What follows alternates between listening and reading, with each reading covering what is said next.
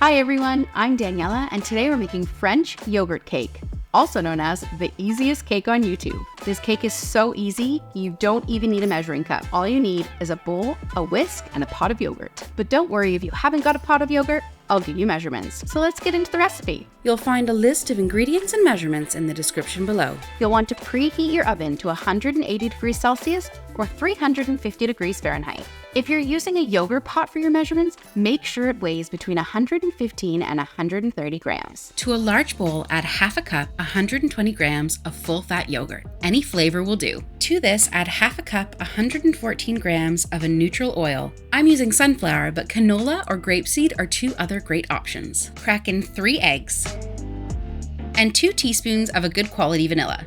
You could add in citrus zest at this point if you wanted to add a citrusy flavor to the cake. Now add in 1 cup, 200 grams of sugar, and then 1.5 cups, 180 grams of flour. To this, add 2 teaspoons of baking powder and half a teaspoon of salt.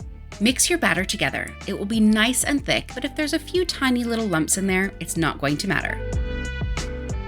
I've lined a medium loaf pan with some parchment paper, but you can bake this cake in any medium-sized shaped tin you'd like. 8 inches round or 8 inches squared is the perfect size for this cake. Pour your cake into your loaf tin. If you're doing this in a wider pan, you'll want to be sure to reduce the cooking time. And into the oven. This is going to bake for about an hour, but I like to start checking around the 50-minute mark. Once a skewer comes out clean, you know it's ready. Make sure to let your cake cool completely in the tin.